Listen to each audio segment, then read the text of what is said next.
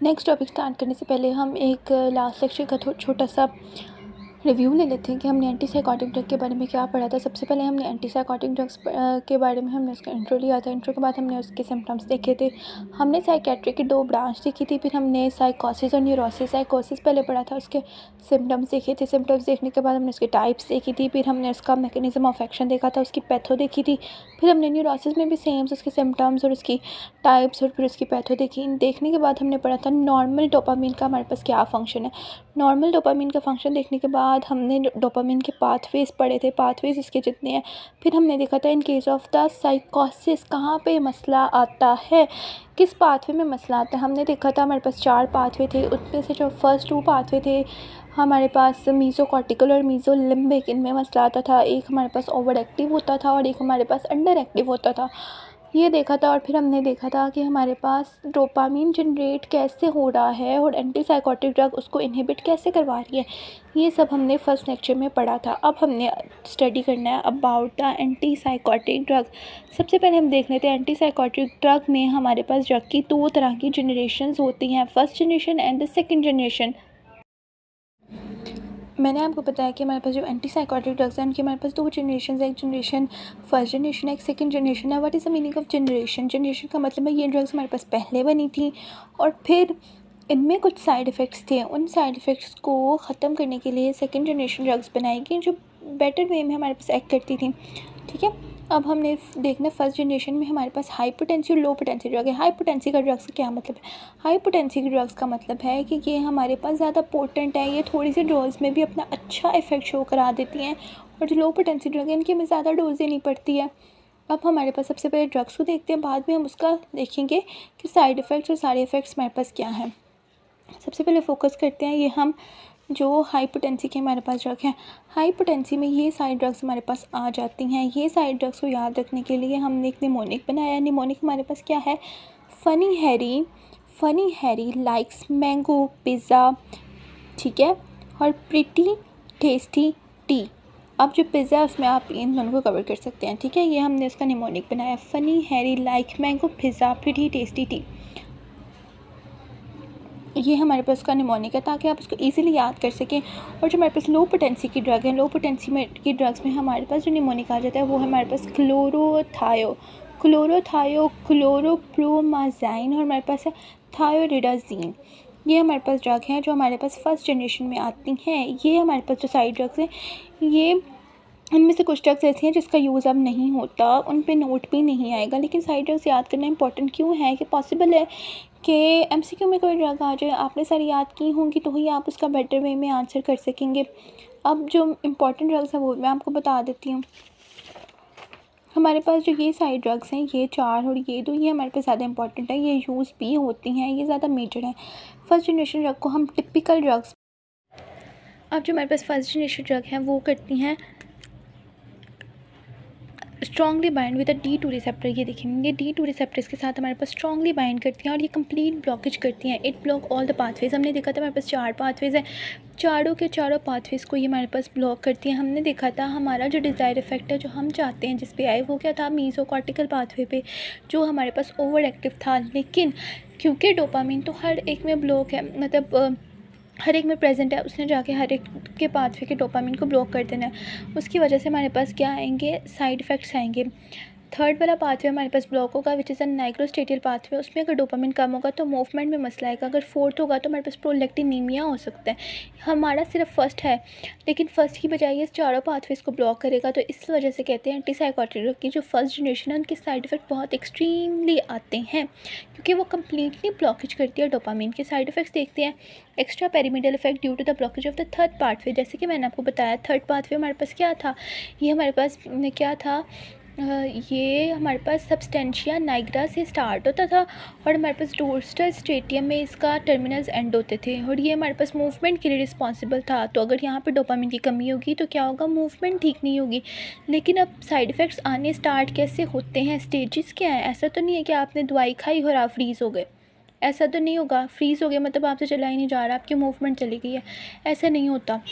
Drug के side effects आराम आराम से आते हैं, जैसे कि अगर 3 से 4 घंटे में देखा जाए तो आपको क्या होगा, डिस्टोमिया, एक्यूट डिस्टोमिया होगा, विच इज़ ये क्या होता है कि आपकी फेशियल, नेक और जॉ लाइन्स के जो मसल्स हैं वो स्टिफ होना स्टार्ट हो जाते हैं। 3 वीक्स के बाद क्या होगा, ब्रेडिकाइनेसिया, विच इज़ कि आपकी बॉडी स्टिफनेस हो जाएगी, आपके ट्रेमर्स आएंगे, झटके लगेंगे, फ्रीजीनेस वाली कंडीशन स्टार्ट हो जाएगी। आफ्टर 3 मंथ्स एक्स्थीसिया वाली कंडीशन आएगी, विच इज़ एबनॉर्मल मूवमेंट। मैंने आपको कहा था कि ये अगर आप एक पर्सन ज़मीन पे बैठा हुआ है और वो अपने पाँव को टैप टैप कर रहा है, वैसे नॉर्मल बंदा तो नहीं करता कि वो अपने दोनों पाँव ज़मीन पे टैप टैप कर रहा है। और आफ्टर फ्यू ईयर्स हमारे पास जो कंडीशन आएगी वो होगी टार्टाइड डिस्काइनेसिया। ये क्या होगा, नॉर्मल मूवमेंट, चूइंग, लिप्स खाना और लिप्स को च्यू करना और इस तरह की कंडीशन। और आपकी क्योंकि फेशियल मसल जो है वो बहुत स्टिफ हो गए होंगे, तो जब आप बोलेंगे तो फेस का जो फेस फिगरमेंट जो है ना, डिसफिगरमेंट भी हो सकती है, आपके फेस के स्ट्रक्चर्स ख़राब हो सकते हैं। और due to the blockage of fourth pathway क्या था, जो हमारे पास हाइपोथैलेमस में उसके न्यूरॉन्स का स्टार्टिंग था और पिट्यूटरी ग्लैंड में एंडिंग था, वहाँ पे रिलीज़ होकर ये क्या करता था, प्रोलैक्टिन को इनहिबिट करता था। लेकिन क्योंकि प्रोलैक्टिन इनहिबिट नहीं हो रहा तो प्रोलैक्टिनीमिया हो जाएगा, इसकी वजह से क्या होगा, ग्लाइकोनोमेस्टिया, एनलार्जमेंट ऑफ ब्रेस्ट और ग्लैक्टोरिया, क्या होगा, इम्प्रॉपर मिल्क प्रोडक्शन स्टार्ट हो जाएगी।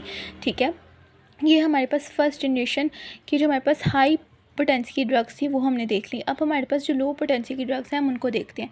लो पोटेंसी की ड्रग्स में हमारे पास ये दोनों ड्रग्स आ जाती हैं और ये वीकली बाइंड करती हैं D2 रिसेप्टर के साथ। ये D2 रिसेप्टर को कम्प्लीटली ब्लॉक नहीं करती, कम्प्लीटली ब्लॉक नहीं करेंगी तो मतलब हर पाथवे से डोपामिन सही तरह ब्लॉक नहीं ब्लॉक हुआ तो कम साइड इफ़ेक्ट्स आएंगे, क्योंकि डोपामिन कम्प्लीटली ब्लॉक नहीं हुआ, less chances of extra pyramidal effect.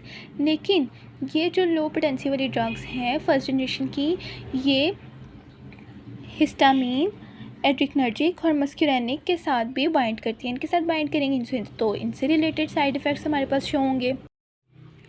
ये देखें, हिस्टामिन की ब्लॉकेज की वजह से क्या होगा, कंस्टिपेशन हो जाएगी और हमारे पास सेडेशन भी हो सकती है। ठीक है, क्योंकि हिस्टामिन हमारे पास ब्लॉक हो रहा है। अब क्या होगा, हमारे पास due to the blockage of alpha adrenergic क्या करता था, मेल में सीमेन की प्रोडक्शन करवाता था। लेकिन क्योंकि रिसेप्टर ब्लॉक हो गया तो बीपी को भी कंट्रोल करता था हमारे पास, एक तो बीपी भी डाउन होगा और हमारे पास सेक्चुअल डिसफंक्शन भी होगा। फिर due to the blockage of the muscarinic receptor, ये आप सबको पता है, ये फर्स्ट प्रॉफ सेकेंड प्रॉफ में अच्छी तरह पढ़ा हुआ है।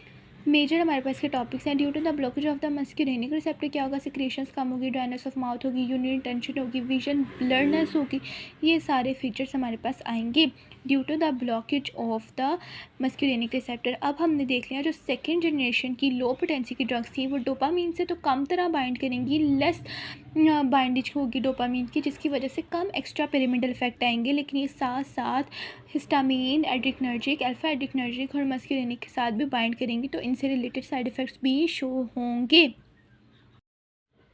अब हम चलते हैं हमारे पास जो सेकंड जनरेशन की ड्रग्स हैं उनकी तरफ। ये हमारे पास सेकंड जनरेशन की ड्रग्स हैं और इनमें वो ड्रग्स जिसको मैंने अंडरलाइन किया हुआ, इनकी फूड के साथ अच्छी अब्जॉर्प्शन होती है। मतलब कि अगर आप इनको कोई डॉक्टर रिकमेंड करता है कि आप खाने के साथ लेंगे तो इससे क्या होगा कि अच्छी तरह ड्रग एब्जॉर्ब होंगी, बाकी सबके अब्जॉर्प्शन के साथ कोई लिंक नहीं है। ये सारी हमारे पास सेकंड जनरेशन की क्लास है। अब हम देख लेते हैं ये हमारे पास वर्क कैसे करती है। ये हमारे पास सेकंड जनरेशन की ड्रग्स है। ये हमारे पास डोपामिन रिसेप्टर को तो ब्लॉक करती है, लेकिन ये वीकली बाइंड होती है D2 के साथ। वीकली D2 के साथ बाइंड होगी तो मतलब इसके भी एक्स्ट्रा पिरामिडल इफेक्ट कम आएंगे। लेकिन साथ साथ ये सेरोटोनिन के रिसेप्टर के साथ भी बाइंड करती है। सेरोटोनिन एक हैप्पी हार्मोन है। जब ये एक हमारे पास रिसेप्टर है 5H2A रिसेप्टर, सेरोटोनिन इसके साथ बाइंड होता है। बाइंड होने के बाद क्या करता है, डोपामिन के लेवल को डिक्रीज़ करता है। अब हमने क्या करना है, इसकी बाइंडिंग को रोकना है। तो क्या होगा, ये जो ड्रग्स हैं जो सेकंड जनरेशन वाली ड्रग है डोपामीन के साथ तो बाइंड करेंगी, उसके लेवल्स को तो हमारे पास ये काम करेंगी। ये साथ इसके साथ बाइंड हो जाएंगी तो क्या होगा कि अगर हमारे पास 5HT2 रिसेप्टर के साथ बाइंड हो रहा था तो डोपामीन क्या हो रहा था, डोपामीन कम हो रहा था। जब ये ड्रग इसके साथ बाइंड कर जाएंगी तो ये हमारे पास सेरोटोनिन फ्री होगा, और जब सेरोटोनिन फ्री होगा तो वो क्या करेगा, वो हैप्पी हार्मोन है, वो अपना फंक्शन सही तरह परफॉर्म करेगा। डोपामीन हमारे पास रिलीज़ नहीं होगा क्योंकि ड्रग ने तो इसको ब्लॉक कर दिया। जो हमारे पास ड्रग है सेकेंड जनरेशन वो इस रिसेप्टर को ब्लॉक कर देंगी तो इसके साथ बाइंड ही नहीं हो सकता। जब ये बाइंड ही नहीं होगा तो डोपामिन के लेवल्स को कम करेगा ही नहीं। अब एंटी साइकोटिक ड्रग जब हमारी बॉडी में एंटर हुई, इसने जो रिसेप्टर था जो डोपामिन को कम कर रहा था 5-HT के साथ बाइंड होकर उसने उस रिसेप्टर को ब्लॉक कर दिया। तो हमारे पास डोपामिन का लेवल कम नहीं हुआ। और ये रिसेप्टर मेजरली कहाँ पाए जाते हैं? सेकेंड मीसोकॉर्टिकल पाथवे में पाए जाते हैं। जैसे कि हमने लास्ट लेक्चर में पढ़ा था, आपको याद होगा, जो मीसोकॉर्टिकल पाथवे था उसमें हमारे पास डोपामिन की अंडर एक्टिविटी थी और मीसो हमारे पास जो लिम्बिक था उसमें ओवर एक्टिविटी थी। अब अंडर एक्टिविटी को हम तो यही चाहते हैं ना, कोई ऐसी ड्रग हो जो इस अंडर एक्टिविटी को मतलब यहाँ पे डोपामिन के लेवल्स को बढ़ा दे ताकि अंडर एक्टिविटी ठीक हो। और जो मीजो लिम्बिक पाथवे जहाँ डोपामिन की ओवर एक्टिविटी है वहाँ पे इस तरह अफेक्ट करे कि डोपामिन के लेवल को कम कर दे। तो ये उसी तरह कर रही है ना सेकेंड पाथवे पे। जब ये सेरोटोनिन को ये रिसेप्टर को इसको ब्लॉक कर देगी तो हमारे पास डोपामिन के लेवल्स कम नहीं होंगे, तो यहाँ डोपामिन का लेवल नॉर्मल हो जाएगा। तो इसका रिज़ल्ट क्या निकलेगा? डोपामिन का लेवल इंक्रीज़ होगा। जब डोपामिन का लेवल इंक्रीज़ होगा तो हमारे पास क्या होगा? मूड एलिवेट होगा, डिप्रेशन कम होगा और सोशल विड्रॉल भी कम होगा। अब सेकंड जनरेशन की ये वो ड्रग हैं जो ज़्यादा इंपॉर्टेंट हैं, ज़्यादा यूज़ होती हैं। अब ये वाली जो ड्रग है ये हम देते हैं बिल्कुल लास्ट केस में जो हमारे पास कोई और ट्रीटमेंट काम नहीं कर रहा होता, ठीक है। जब पेशेंट किसी और ड्रग को रिस्पॉन्ड नहीं कर रहा होता तो हम ये देते हैं, क्योंकि इसके साइड इफ़ेक्ट्स ज़्यादा हैं। साइड इफ़ेक्ट्स इसके ज़्यादा क्या है? ये बोन मैरो डिप्रेशन, सीजर्स, सीवियस इफ़ेक्ट्स और ये इस तरह के हमारे पास ये इस तरह के इफ़ेक्ट करवाती है। ये जो हमारे पास ड्रग है क्लोज़ापाइन, ये हमारे पास जो ड्रग है ये इस तरह के इफ़ेक्ट कराती है। अब हमारे पास इसके जो साइड इफ़ेक्ट्स हैं सेकंड जनरेशन के वो कम है, एक्स्ट्रा पेरिमिडल इफ़ेक्ट कम है, क्योंकि ये फुल्ली बाइंड तो नहीं करी डोपामिन से, डोपामिन को कम्प्लीटली ब्लॉक नहीं करी और 5-HT2R रिसेप्टर को ब्लॉक करके डोपामिन के लेवल्स को बढ़ा भी रही है एट द मीसोकॉर्टिकल पाथवे जहाँ पहली अंडर एक्टिविटी है ऑफ डोपामिन है। तो ये भी हमारे पास एक अच्छा एलिमेंट है। और ये एंटी हैम इफेक्ट भी प्रोड्यूस करती है। एंटी हैम इफेक्ट क्या? इसका मतलब है जो हमने पढ़ा था फर्स्ट जनरेशन की लो पोटेंसी ड्रग्स के साथ कि ये हिस्टामिन और अल्फा एड्रिनर्जिक और मस्कुलिनिक रिसेप्टर के साथ को भी हमारे पास ब्लॉक करती है। और ये साथ कुछ इसके मेटाबॉलिक एडवर्स इफेक्ट भी हैं, जिसमें डायबिटीज़ आ जाती है, हाइपर कोलेस्ट्रीमिया आ जाता है और वेट गेन आ जाता है। अब हमने सारा ड्रग्स पढ़ ली एंटीसाइकोटिक, जिसमें हमारे पास फर्स्ट जनरेशन थी, सेकंड जनरेशन थी। फर्स्ट जनरेशन में दो तरह की थी, हाइपोटेंसी थी, लो पोटेंसी थी, किस तरह वर्क करती थी, साइड इफ़ेक्ट्स क्या थे। सेकंड जनरेशन की जो ड्रग्स थी उनको एटिपिकल ड्रग्स कहते थे, वो क्या करती थी? डोपामिन के साथ भी डोपामिन के लेवल्स को भी कम करती थी, लेकिन कम्प्लीटली ब्लॉकेज नहीं करती थी। 5-HT2R रिसेप्टर के साथ बाइंड करके डोपामिन के जो कम रिलीज़ हो रहा है उसको स्टॉप करती थी, डोपामिन के लेवल को बढ़ाती थी वहाँ पे, और साथ एंटी हैम इफेक्ट भी प्रोड्यूस करती थी, ठीक है। ये हमने सब कुछ पढ़ लिया और हमारा टॉपिक कंप्लीट हो गया।